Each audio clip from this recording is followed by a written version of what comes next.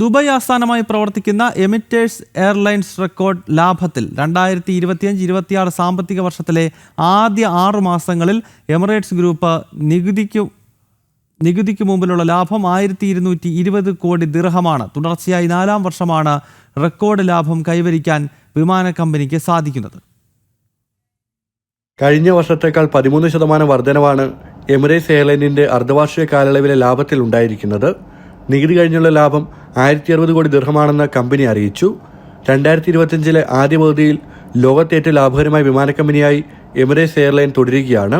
ലോകത്താകമാനം 150-ലേറെ നഗരങ്ങളിലേക്ക് ദുബായിൽ നിന്ന് യാത്രക്കാരുമായി പറക്കുന്ന എമിറേറ്റ്സിന് ഈ വർഷം 40 വയസ്സ് പൂർത്തിയായിരിക്കുകയാണ്. എമിറേറ്റ്സിന് സ്വന്തമായി 270ഓളം വിമാനങ്ങൾ നിലവിലുണ്ട്.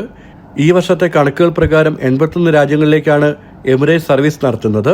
2025 ഏപ്രിൽ 1 സെപ്റ്റംബർ 30 ഇടയിൽ 2,78,000 യാത്രക്കാർ എമിറേറ്റ്സ് ഉപയോഗിച്ചിട്ടുണ്ട്. കഴിഞ്ഞ വർഷം ഇതേ കാലയളവിനെ അപേക്ഷിച്ച് 4% വർധനവാണിത്. ജനം, ദുബായ്.